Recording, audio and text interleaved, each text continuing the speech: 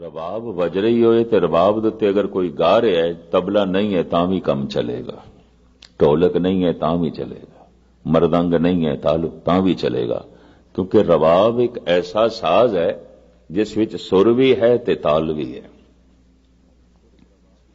सिर्फ रबाब दी धुन दे ते गा भी रहे होंदे ने, अफवानी नच भी रहे होंदे ने, क्योंकि सुर भी है ताल भी है। ਇਹ ਸਾਜ਼ ਧੰਨ ਗੁਰੂ ਨਾਨਕ ਦੇਵ ਜੀ ਮਹਾਰਾਜ ਨੂੰ ਬਹੁਤ ਪਿਆਰਾ ਲੱਗਿਆ, ਬਹੁਤ ਚੰਗਾ ਲੱਗਿਆ, ਇਹੀ ਨਾਲ ਰੱਖਿਆ।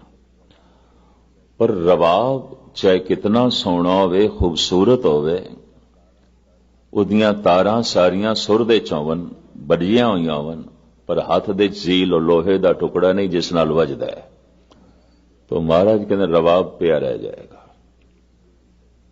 उस झील तो बिना। झील बिना कैसे बजे रबाब। कोई चीज अपने आप दे कितनी ही महान क्यों नहीं है और गुण रखदी होवे, समर्था रखदी होवे, दूसरे दे संयोग तो बिना वो अपने गुण ते कला नूं प्रगट नहीं कर सकेगी। इसनूं भाई साहब भाई गुरदास जी ने ते बिल्कुल आलमाना ढंग नाल बयान कीता है। भाई साहब कहंदे ने, जैसे बिन पवन कवन गुण चंदन ले, बिन मैलागर पवन कतबास है। फुल्लां दे च महक है, अतर सेंट मनुख ने कपड़ियां नूं लाया होवे, चंदन दे च खुशबू है, पर हवा ना होवे तो कुछ भी नहीं पता चलेगा। फुल्लां दी महक पवन दे मोंडियां ते असवार होके दूर दूर तक जांदी है।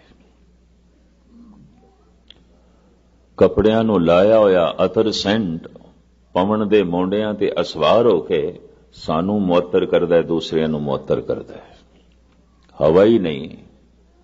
तो भाई साहब कहंदे चंदन दी खुशबू चंदन दे विच रह जाएगी, ते चंदन तां ही चंदन है कि इसदी खुशबू बाहर प्रगट होवे। ते जी खुशबू चंदन तो बाहर प्रगट ही नहीं हुई तो चंदन ते एक आम लकड़ दे फर्क की है? फिर तो कुछ भी नहीं। शेख सादी साहब कहते ने, ऊद गर्भो ना बाशद हैजम अस्त।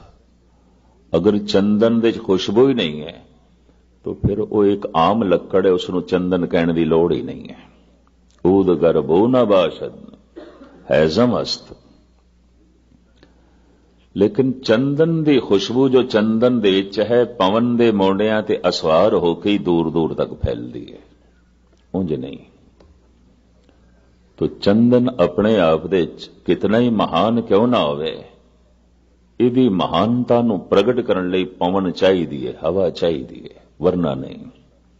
ये अपनी महानता नहीं प्रगट कर सकेगा। पर हवा नूं भी सुगंधित होण लई, मुअत्तर करन लई चंदन चाहिए, फुल चाहिए ने, सेंट चाहिए। उंज हवा भी खुशबूदार नहीं हो सकेगी। जे हवा ने सुगंधित होना है तो चंदन ते फुल चाहिए ने, ते फुल ते चंदन ने अपनी महक दूर दूर तक फैलानी है तो फिर पवन चाहिए, हवा चाहिए। एक दूजे नूं एक दूजे दा आसरा चाहिए। ये आसरा तोड़ दिओ तो दोवें बेमैनी हो जाते हैं। दूसरी दलील दी है भाई गुरदास जी ने, जैसे बिन बोहत खेवट से ना पार परे, बिन खेवट बोहत कत विसास है। जैसे बिन वैद औखद गुण गोप होत, बिन औखद वैद रोगे ना गरास है। जड़ी बूटियां दवाइयां च बहुत सारे गुण होंदे ने, परमात्मा ने पाए ने, ईश्वर ने पाए ने, लेकिन कोई वैद नहीं है, कोई बूटी दी सूझ समझ वाला नहीं है, तो बूटी दे गुण उस दे विच ही रह जाणगे, नहीं प्रगट होणगे। कोई इतनी कीमती जड़ी बूटी बेमैनी, किसी कम दी नहीं। मैं एक प्रत्यक्ष करिश्मा देखिया सी। काफी मुद्दत हो गई अमरनाथ जा रहे सी ते गालबन 22-23 हज़ार फुट की बुलंदी दे उत्ते यह तीरथ है कश्मीर दे इस्सू घाटी कोई गालबन 20,000 फुट उच्ची है सारा बर्फ ते चलना पैंदा 25-30 साल पुरानी गल मैं कर रहा ते ठंड नाल मैं जकड़ गया यह सफर 3 दिनों का है ते रात मैं सौ भी ना सकिया क्योंकि रस्ते च पड़ाव करने लई सिवाय तंबू खैमियां तो होर कुछ भी नहीं भावें कपड़े मैं बड़े पाए कंबल 2-2 3-3 लेकिन ठंड ने मैनू सौण ना दिता खैमे दे तंबू दे ठंड बड़ी सवेरे जो चलन लगे ते मेरियां उंगलियां ही ना खुलन तो मैं नाल दे साथियों नूं कहा 4-5 आदमी नाल सन साधु सन मैं कि चलना मेरा बड़ा औखा है इन्नी ठंड और फिर बर्फ ही बर्फ है और अजे वाट बड़ी लंबी मैनू कहने लगे उस सामने बर्फ दे थले एक बूटी देखदा ये तोड़ ले मैं तोड़ ली कहने लगे खा जा उन्हों मैं खा लिया कौड़ी जरूर सी कहने लगे सिर्फ 5 मिनट खड़ा रहे फिर तू चलन जोगा हो जाएगा और मैं करिश्मा देखिया इतनी ठंड दे इतनी सीत लहर दे मैनू पसीना आ गया कहने लगे हुण चल ऐसी बूटियां वो मैनू कहने लगे जे एक दिन खा लीए 3-3 4-4 दिन भुख भी नहीं लगती फिर मैनू समझ आई है जिहड़े गंगोत्री दे बदरी नारायण दे साधु रह जांदे ने सारा साल कट लैंदे ने ते कोई जांदा नहीं उस पासे गालबन 6 महीने मैं कहना बूटियां दे आसरे ते ही कटदे ने ऐसा मैं अपना अंदाजा लाया मैं कि ऐसी कीमती जड़ी बूटियां लेकिन वैद जानकार तो बिना उन्हां दे गुण उन्हां दे विच ही रह जांदे ने मर जाते हैं जड़ी बूटी दे गुण प्रगट होंदे ने वैद करके पर वैद दे गुण प्रगट होंदे ने जड़ी बूटी करके एक रोगी बंदा है बीमार बंदा है वैद कोल चला जाए तो वैद ते बैठा है दवाई कोई नहीं उहदे कोल ते जड़ी बूटियां होवन दवाइयां होवन पर वैद कोई नहीं तो बेमैनी जड़ी बूटी दे गुण प्रगट होंदे ने वैद करके ते वैद दी महानता प्रगट होंदी जड़ी बूटियां करके भाई गुरदास जी कहते ने किसी भी चीज दे उत्ते निगाह मार के देखो जो वस्तु अपने गुण प्रगट कर रही है किसी दे आसरे नाल उंज नहीं साज पए ने वजंतरी तो बिना साज नहीं वज सकते कुछ भी नहीं पता चलेगा इन्हां साजां विच की है भाई साहब कहते ने दरिया तो पार होना है बेड़ी है पर मलाह कोई नहीं ते मबा दा मलाह होवे ते बेड़ी ना होवे ते फिर किस तरह पार होवांगे बेड़ी महान कारज उदों सिद्ध करदी है जद मलाह होवे ते मलाह पार करन दे च उदों समर्थ होंदा है जद बेड़ी होवे मलाह दे गुण उदों प्रगट होंदे ने तो इस तरीके दे नाल धन गुरु ग्रंथ साहब जी महाराज दी बाणी कहंदी है संसार दे तल ते असीं जो कुछ देखदे हां हर एक करते दी कृत मुथाज है अपने गुण प्रगट करन लई दूसरे दा उसनूं आसरा चाहीदा है कबीर ने इस थां दे उत्ते बहुत सुंदर प्रमाण दिते ने भगत कबीर जैसे बिन हल हर जिमी नहीं बोईए सूत बिना कैसे मणि परोईए मनुख कोल बहुत वधिया धरती है चंगी धरती है पर बीज नहीं है बोण लई तो धरती बेमैनी वधिया तो वधिया इस कोल बीज है पर धरती नहीं है तो हथेली ते सरसों थोड़ी जमदी है सिर्फ कहानियां ही ने भी हथेली ते सरसों जमा दिती हथेली ते नहीं जमदी होंदी ਬੀਜ ਨੂੰ ਫਲ ਤੱਕ ਅਪਣਨ ਲਈ ਜ਼ਮੀਨ ਚਾਹੀਦੀ ਹੈ। ਬੀਜ ਨੂੰ ਫਲ ਤੱਕ ਪਹੁੰਚਣ ਲਈ ਜ਼ਮੀਨ ਚਾਹੀਦੀ ਹੈ, ਧਰਤੀ ਚਾਹੀਦੀ ਹੈ। जैसे बिन हर हर जिमी नहीं बोइए, सूत बिना कैसे मणि परोइए, कुंडी बिन क्या गंठ चढ़ाइए, साधु बिन तैसे अवगत जाइए, जैसे मात पिता बिन बाल न होई, बिंब बिना कैसे कपड़े धोई। पिता तो बिना कोई मां नहीं हो सकती, और मां तो बिना कोई पिता नहीं हो सकता किसी बच्चे का। भगत कबीर। जैसे मात पिता बिन बाल न होई, बिंब बिना कैसे कपड़े धोई। साबण है और अच्छे तो अच्छे वाशिंग पाउडर होवन, पर पानी नहीं है, बिंब पानी। तो भाई साहब जी कहते ने साबण बेमैनी। कबीर, कपड़े दी मैल किस तरह निकलेगी। ये चंद मैं थोड़े सामने उदाहरण रखे ने, और ये उदाहरण न्याय शास्त्र दे करता गौतम ने दिते ने। कहंदे जिथे तक मैं संसार विच देखदा, एक वस्तु दूसरे दे आसरे ते खड़ी है। वो आसरा उस कोल खो लईए, वो कम करनों रह जाती है, नहीं कर सकेगी, खो जाएगी, मिट जाएगी। चाहे सूक्ष्म जगत है, चाहे अस्थूल जगत है, एक दूजे दे आसरे नाल चल रहे हैं।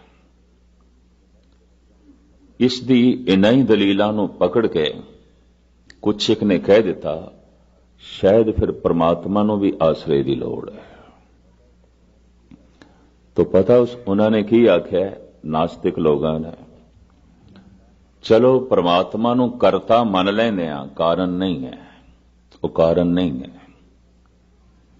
और दलील, घड़े दा करता कुमार जरूर है, कारण नहीं है, कारण ते मिट्टी है। फिर नमितो उपादान कारण, चलो मिट्टी भी होवे तां भी कुमार नहीं बना सकता, घुमदा होया चक चाहिदा है, सोटा चाहिदा जिस नाल चक घुमदा है ते घड़े बनदे ने। करता मन लैंदे आ गहणियां दा सुनार नूं, पर कारण नहीं है, कारण ते सोना है। और ना होवे सोना तो किस तरह बनाएगा। तो चलो सोना भी होवे, कारण भी होवे, तां भी नहीं बना सकेगा अगर औजार नहीं है, निमित्त उपादान कारण नहीं है। संसार दी इस ढंग दी व्याख्या करदियां करदियां ये विचार परमात्मा तक पहुंचे। और आप सुन के हैरान होवोगे, स्वामी दयानंद जिन्हां ने आर्या समाज नूं जन्म दिता, इसे ही शास्त्र तो प्रभावित होकर कहंदा है, ईश्वर ते मादा दोवें अनादि ने, दोवें इकट्ठे चले आ रहे हैं। जी ईश्वर दा आद लभना औखा है, तो ये जो मादा है इसका भी आद लभना औखा है। भाव, जे सुनार दा आद दा पता नहीं चलता, तो सोने दे आद दा भी नहीं पता चलता। ये दोवें इकट्ठे चले आ रहे हैं। तो इसका मतलब एक नहीं है, दो ने। एक मादा है, एक परमात्मा है। एक वस्तुआं ने, एक सोना है, एक सुनार है। तां गहणियां दी बनतर होई है, तां गहणे आलमे वजूद दे चाहे ने। आर्या समाज इस ते खड़ा है। यही कारण है आर्या समाज दे विच कोई गूढ़े भगत रसक पुरुष नहीं पैदा होए। ये ख्याल ही ऐसा है कि मनुख दे अंदर ईश्वर दी महानता नूं प्रगट ही नहीं होने देंदा। ऐसा कुमार है परमात्मा, अगर मिट्टी नहीं, घुमदा होया चक नहीं, तो कुछ नहीं कर सकता, मुथाज है। और ये मिट्टी ते कुमार दोवें अनादि ने, दोवें आदकाल तो चले आ रहे ने। स्वामी दयानंद सत्यार्थ प्रकाश दा करता। इस तरह दे होर कैशो चंद्र इत्यादक इस सोचनी दे जितने पुरुष ने, कहंदे ने ईश्वर नूं करता मनदे हां, कारण नहीं है। और किधरे किधरे कुछ होर अवतारी पुरुषों ने जिस ढंग नाल व्याख्या की उस तो भी भरम खड़ा हो जाता है। जैसे कहंदे ने एक परमात्मा है, एक माया है, एक खुदा है, एक शैतान है। नेकियां खुदा तो आउंदियां ने, बदियां शैतान तो आउंदियां ने। सारे गुण खुदा तो आउंदे ने, सारे अवगुण शैतान तो आउंदे ने। फिर ते शैतान की पूजा करनी चाहिए। क्यों कि शैतान तो जो कुछ आउंदा है, अवगुण संसार दे ज्यादा ने, गुण ते बहुत घट ने, बुराइयां ते बहुत ज्यादा ने, नेकियां ते बहुत घट ने। ते फिर ते इंज दिसदा पिया खुदा हार रहा है, शैतान जित रहा है। फिर ते शायद शैतान ही खुदा है, खुदा कुछ भी नहीं है, शैतान दे सामने कमजोर है। अगर कह दईए नेकियां खुदा तो आ रही ने, बदियां शैतान तो आ रही ने, और शैतान बदियां नूं रोक देंदा है, इसदा मतलब खुदा दी खुदाई नूं रोक देंदा है। तो फिर ते शैतान बड़ा बलवान है, बड़ा शक्तिशाली है, फिर ते खुदा कुछ नहीं। ये दुविधा बड़े बड़े पैगंबरी पुरुष, बड़े बड़े अवतारी पुरुषों च भी क्यों पैदा हो गई? स्वामी दयानंद जैसे तार्किक लोगों च भी किस तरह पैदा हो गई? सिर्फ इत्थों मन लेंदे आ परमात्मा प्रकाश है, तो फिर जिहड़ा ये अंधेरा है, इहदे बारे की कहीए? ये अंधेरा की है? मन लेने एक जीवन है परमात्मा, पर यह मौत की है, ये जगत मिटदा होया की है।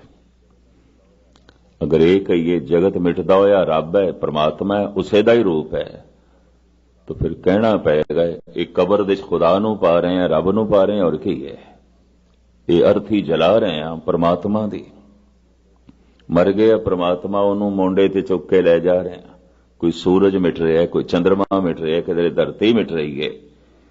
इस मिटदे हुए तो घबरा के कुछ एक ने कह दिता, शायद जीवन परमात्मा है, मौत शैतान है, माया है। नेकियां ईश्वर तो आ रही ने, बदियां माया करके ने, शैतान करके ने। इस तरीके नाल अगर नाप तोल करना होवे तो बदियां ज्यादा ने, नेकियां बहुत घट ने, अंधेरा बहुत ज्यादा है, रोशनी बहुत घट है। अद्धी जमीन ते तेज समझ लो अंधेरा रहिंदा ही है, एक पासे रात एक पासे दिन, पर जमीन दे थल्ले भी अंधेरा है। सागर दी गोद दे च भी अंधेरा है, थल्ले चले जाओ तो अंधेरा ही अंधेरा है, और की है? अंधेरा तो बहुत ज्यादा है, रोशनी तो बहुत घट है। तो जे गुणा नूं नापोगे तोलोगे तो गुण बहुत घट ने, बहुत घट ने, अवगुण बहुत ज्यादा ने, व्यापक ने, बड़े प्रबल ने। तो फिर किस तरह कहिए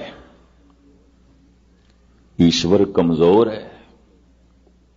महात्मा बुद्ध जैसे ने अपने चचेरे बिराई नूं साफ उपदेश देंदियां कह दिता सी, आनंद नूं, बहुत वड्डी भीड़ दे कोई चंगे मनुख नहीं आउंदे, और चंगे मनुखां दी कोई भीड़ नहीं आउंदी। सूत्र इस नूं कहने, दो शब्दां विच बहुत वड्डी गल कह देनी, आनंद भीड़ तो मुतासर ना होवे, बहुत वड्डी भीड़ दे कोई चंगे मनुख नहीं आउंदे, पेड़ा चाल आउंदी है, और चंगे मनुखां दी कोई भीड़ नहीं आउंदी। भाव थोड़े आउंदे ने, बहुत थोड़े आउंदे ने। तो इसका मतलब है खुदा बहुत थोड़ा है, शैतान बहुत ज्यादा है, माया बड़ी प्रबल है, ईश्वर बहुत छोटा है। हिम्मत कीती है गुरु नानक गुरु गोबिंद सिंह जी ने। आप कहते नहीं, सब कुछ उसे तो ही है, करन कारण प्रभ एक है, दूसर नाहिन को है। वो करता भी है, वो कारण भी है। रोशनी भी उसे तो आउंदी है, अंधेरा भी उसे तो आउंदा है, तंदुरुस्ती भी उसे तो आउंदी है, बनी हुई मर्यादा के मुताबिक बीमारी भी उसे तो ही आउंदी है, जीवन भी उसे तो आउंदा है, मौत भी उसे तो आउंदी है। क्यों? वो कृत नहीं है, सब कुछ दा करता है। जो कुछ भी जगत विच दिखाई दे रहा है, हो रहा है, सब उसे तो। सबको काल सबन को करता, रोग सोग दो खन को हरता। इतनी समझ आंदियां मनुख दा करतापण मिट जांदा है और मनुख परमात्मा दा रूप हो जांदा है। अगर इतनी समझ आ जाए, अपने आप नूं हटा लवे मैं करता नहीं। इसे नूं कहा गुरु अर्जन देव जी महाराज ने, बहुतियां कोल मैला धर्म है ते निर्मल धर्म किस दे कोल आउंदा है। तो इत्थे सवाल पैदा होंदा है, धर्म भी मैला होंदा है ते निर्मल होंदा है। जिस ढंग नाल गुरु अर्जन देव जी महाराज दा शब्द है, इस ढंग नाल ते है जिवें निर्मल पानी ते मैला पानी, शुद्ध सोना ते खोटा सोना कह देंदे ने, मुलम्मा खोटा। तो एक सोना है, एक खोट है, एक निर्मल जल है, एक मैला है, एक निर्मल धर्म है, एक मलिन धर्म है। केड़ा मलिन धर्म है ते केड़ा निर्मल धर्म है, धन गुरु अर्जन देव जी महाराज इस तरह बयान करते हैं। कर्म करत होवे नह कर्म, तिस बैसनो का निर्मल धर्म। कर्म ते उसने कीता है, जप कीता है, तप कीता है, दान कीता है, पुण्य कीता है। नह कर्म, कर्म नाल अपना संबंध तोड़ लिया। मैंने कीता, मैंने कीता। जप कीता है, मैंने कीता।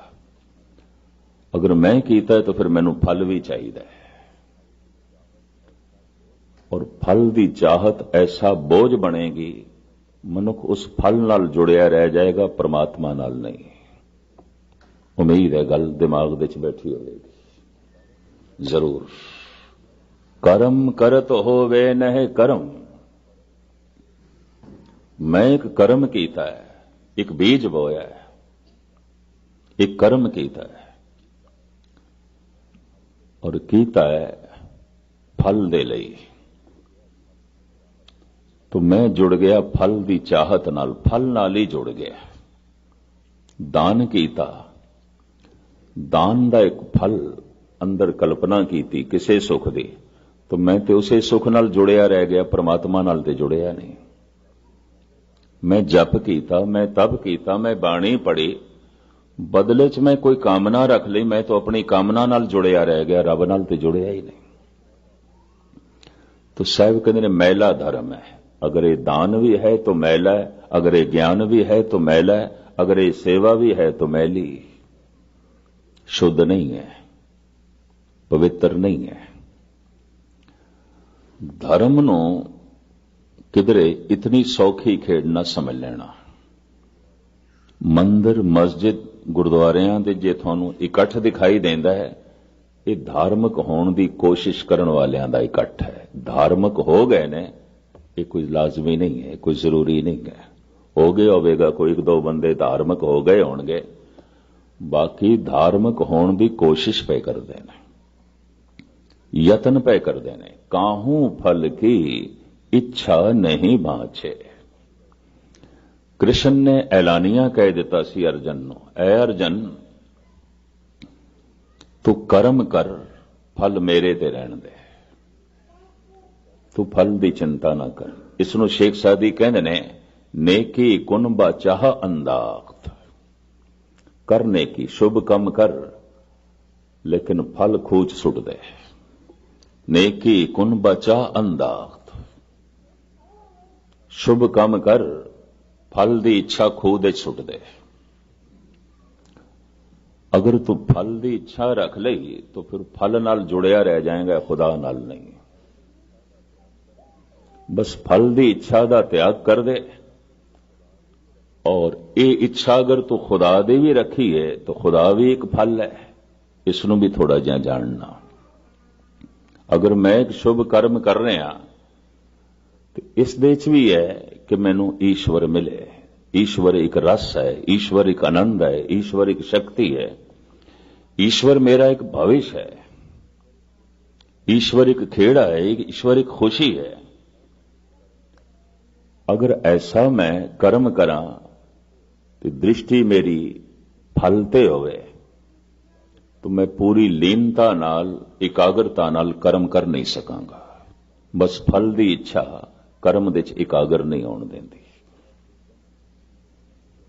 इस वास्ते कहने ने, खुदा की चाहत, परमात्मा की चाहत भी उदों संसार बन जाती है जद कर्म करदियां मनुख कर्म दे च लीन नहीं होया, फल की चाहत विच लीन हो रहा है।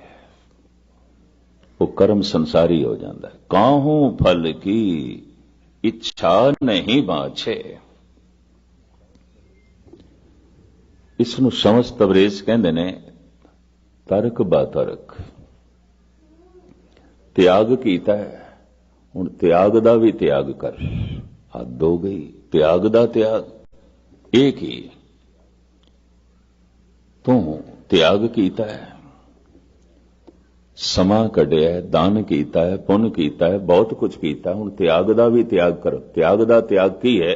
जो कुछ मैं कीता उसका जो फल है हुण उसका भी त्याग कर। ये कठिन गल है। यही कारण है कि धार्मिक मनुख सारी जिंदगी धार्मिक कर्म करता रहता है, ना रस, ना खेड़ा, ना खुशी, ना समाधि, ना बैराग।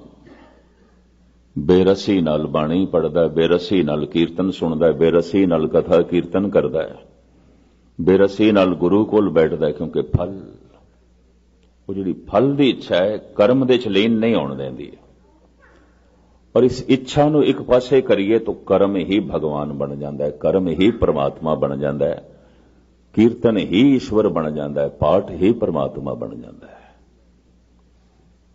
जप ही ईश्वर बन जाएगा, सेवा ही ईश्वर बन जाएगी।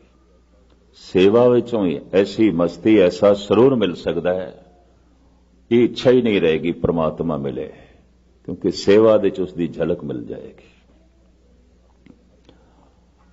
और मैं अक्सर अर्ज करदा हुंदा, अगर ऐसा अंदरों कुछ ना हो सके तो चलो बाहरों पहले कोशिश करो। लंगर बना रहे हो तो ये सोचो गुरु ਲਈ बना रहे हैं, किसी ਲਈ नहीं, परमात्मा ਲਈ बना रहे हैं। वंडन लगो तो परमात्मा नूं छका रहे हैं। गुरु ग्रंथ साहब कोल बैठो, परमात्मा कोल बैठे हैं, ईश्वर कोल बैठे हैं। ते जद हुण ईश्वर कोल बैठे हैं तो हुण कादी इच्छा? सर्व शक्तिमान कोल बैठे हैं, अंतरयामी दे कोल बैठे हैं। हुण जे तू अपनी इच्छा सामने रख तो इदा यह मतलब है रब नूं कुछ भी नहीं पता। वो कोई सियाणी मां नहीं है जिन्हों इतना ही ना पता होवे कि इस बच्चे दी लोड़ां की ने। ये पिंगूड़े जो बच्चा पिया खेडदा पिया दी लोड़ां की ने, जिस मां नूं इतना ही नहीं पता तो शायद वो मां अखवाण दा ते फिर हक भी नहीं रखती। क्या परमात्मा नूं साडी लोड़ां दा भी नहीं पता? जे तू अपनी सियाणप उसदे अगों रखदा पिया,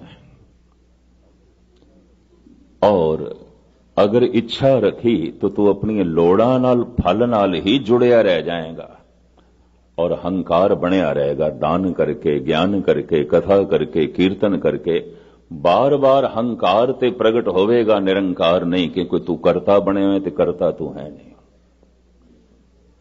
तू कृत है, उसदी कृत है। इच्छा एक पासे कर तो करता प्रगट होवेगा, तो जे इच्छा एक पासे नहीं कीती तो फिर तू ते प्रगट होवेगा, हंकार ते प्रगट होवेगा, निरंकार नहीं। इसनों कोई होर चंगे शब्द ते मैनू मिल नहीं रहे। इन्ना ही कहां, कर्म करत होवे न कर्म, कर्म ते तू कर। क्यों? तेनू कर्म करन लई, कर्म तू प्रगट कर सके, हथ दिते न, पैर दिते न, दिल दिता है, दिमाग दिता है, सारी कृत है। इस दे राही कर्म हो सकता है और कर्म तू कर सकता है। ते कर्म करन दी चूंकि समर्था उसने दिती है, इस वास्ते तू निमित्त मात्र है, तो कुछ भी नहीं है। जैसे ये मेरियां दो अखां ने, मैं बंद करके भी चल सकदा, खोल के भी चल सकदा, और मैं खोल के चला, मैं बंद करके चला, एक कला मैनू परमात्मा ने दी है। पर जब मैं बंद करके चला तो भटक जावांगा, ठोकर खा जावांगा, चोट लग जाएगी। ये जो हुण मैनू चोट लगी है, इसका जिम्मेवार मैं हाँ, परमात्मा नहीं। क्योंकि अजे करतापन मेरा है। मैं अख खोल के भी चल सकता सी और चलन लग गया। सुभाव यह होना चाहिए अख खोलनी है, इसे वास्ते ते अख ते दिती है। ਵਰਨਾ ਅੱਖਾਂ ਦੀ ਲੋੜ ਕੀ ਸੀ। ਦਰਖਤਾਂ ਨੂੰ ਉਸਨੇ ਅੱਖਾਂ ਨਹੀਂ ਦਿੱਤੀਆਂ, ਪੱਥਰਾਂ ਨੂੰ ਉਸਨੇ ਅੱਖਾਂ ਨਹੀਂ ਦਿੱਤੀਆਂ। ਹਾਲਾਂਕਿ ਜੀਵ ਜੰਤੂ ਇਹਨਾਂ ਦੇ ਚ ਵੀ ਮੰਨ ਲਏ ਗਏ ਨੇ, ਗੁਰਬਾਣੀ ਨੇ ਮੰਨੇ ਨੇ। ਨਹੀਂ ਲੋੜ ਸੀ, ਦਰਖਤ ਚੱਲਦੇ ਨਹੀਂ ਨੇ, ਤੂੰ ਚੱਲਦਾ ਹੈ, ਇਸ ਵਾਸਤੇ ਤੈਨੂੰ ਅੱਖਾਂ ਦਿੱਤੀਆਂ ਨੇ। ਤੇ ਤੂੰ ਆਖਿਆ ਹੁਣ ਮੈਂ ਅੱਖਾਂ ਬੰਦ ਕਰਕੇ ਚੱਲਣਾ ਹੈ, ਠੋਕਰ ਖਾ ਜਾਏਗਾ, ਗਿਰ ਜਾਏਗਾ, ਚोट लग जाएगी। इस जिम्मेवारी परमात्मा दी नहीं होगी। बस इतनी सूझ समझ तू प्राप्त कर सकता है, और तू प्राप्त कर सकना इतनी खुल परमात्मा ने दी है। चूंकि खुल भी परमात्मा ने दी हुई है, इस वास्ते मेरा कुछ भी नहीं और मैं कुछ भी नहीं, सब ईश्वर, सब परमात्मा।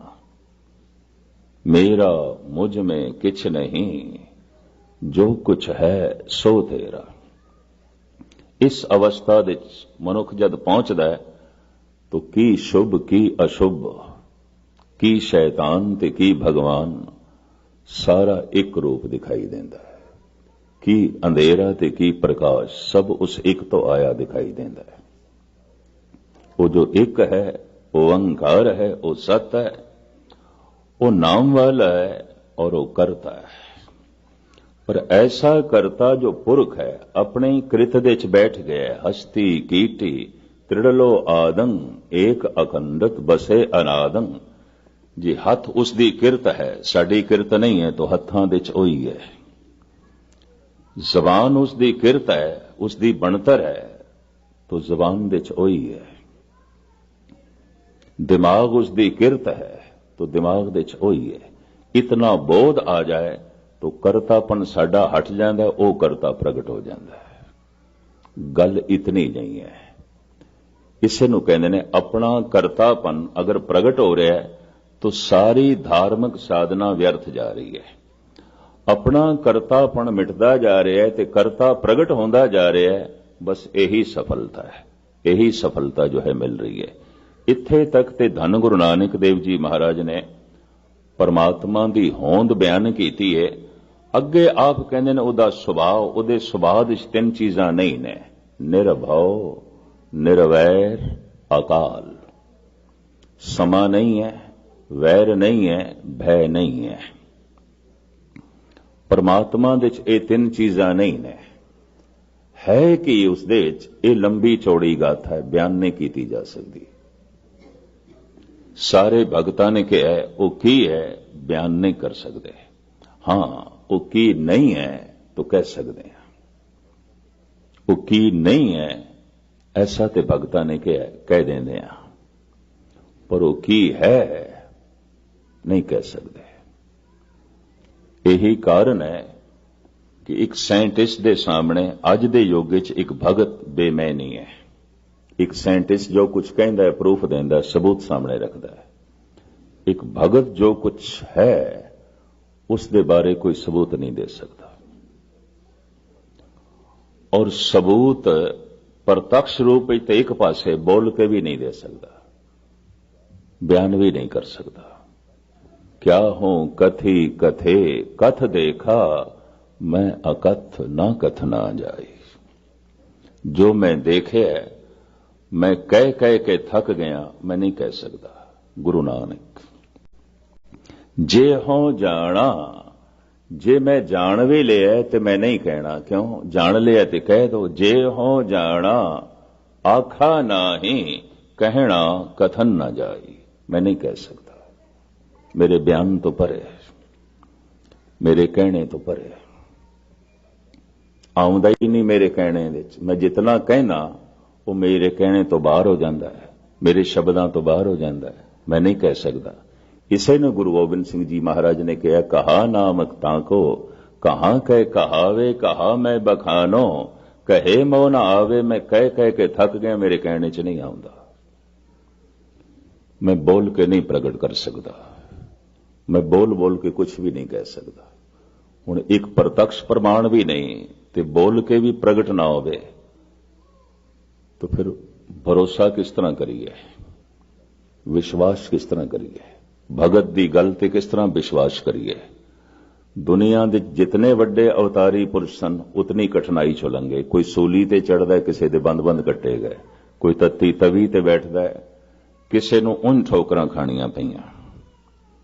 ਕਾਰਨ ਨਹੀਂ ਸਮਝਦੇ, ਚਾਹੇ ਉਹ ਕੋਈ ਪ੍ਰਤੱਖ ਪ੍ਰਮਾਣ ਨਹੀਂ ਦੇ ਸਕੇ, ਔਰ ਉਦੋਂ ਨਹੀਂ ਦੇ ਸਕੇ, ਅੱਜ ਵੀ ਨਹੀਂ, ਕੋਈ ਪ੍ਰਤੱਖ ਪ੍ਰਮਾਣ ਨਹੀਂ। ਅਗਰ ਇੱਕ ਸੰਤ ਇੱਕ ਭਗਤ ਨੂੰ ਕਹੀਏ ਕੋਈ ਪ੍ਰਤੱਖ ਪ੍ਰਮਾਣ ਦੇ, ਚਲੋ ਬੋਲ ਕੇ ਹੀ ਸਪਸ਼ਟ ਕਰ ਦੇ, ਨਹੀਂ ਹੈ, ਇਸ਼ਾਰੇ ਹੀ ਨੇ, ਸਿਰਫ ਸਾਰੇ ਇਸ਼ਾਰੇ ਨੇ। ਧੰਨ ਗੁਰੂ ਅਰਜਨ ਦੇਵ ਜੀ ਮਹਾਰਾਜ ਕਹਿੰਦੇ ਨੇ, ਬਿਸਮ ਬਿਸਮ ਬਿਸਮੇ ਹੀ ਭਈਏ ਲਾਲ ਗੁਲਾਲ ਰੰਗਾਰੇ, ਕਹੋ ਨਾਨਕ ਸੰਤਨ ਰਸ ਆਈ ਹੈ ਜਿਉ ਚਾਖ ਗੂੰਗਾ ਮੁਸਕਾਰੇ। ਗੂੰਗੇ ਦੀ ਮੁਸਕਰਾਹਟ ਤੇ ਦੱਸਦੀ ਹੈ ਕੁਝ ਖੁਸ਼ੀ ਹੈ, ਇਸ ਦੇ ਕੋਲ ਆਨੰਦ ਹੈ, ਪਰ ਇਹ ਖੁਸ਼ੀ ਕਿਸ ਚੀਜ਼ ਦੀ ਹੈ, ਉਸ ਦੇ ਕੋਲ ਪੁੱਛੀਏ ਤਾਂ ਕੀ ਦੱਸੇ, किस तरह बयान करे। इतना वड्डा रस, इतना वड्डा प्रकाश, इतनी छोटी जबान बयान किस तरह करे। इस वास्ते साइंटिस्ट पूज हो गया, महान हो गया, जो कुछ कहता है उदा सबूत देंदा है। भगत कहता है मैं कह के भी कुछ नहीं कह सकता, बाकी प्रत्यक्ष प्रमाण देना तो एक पासे, मैं कह के भी कुछ नहीं कह सकता।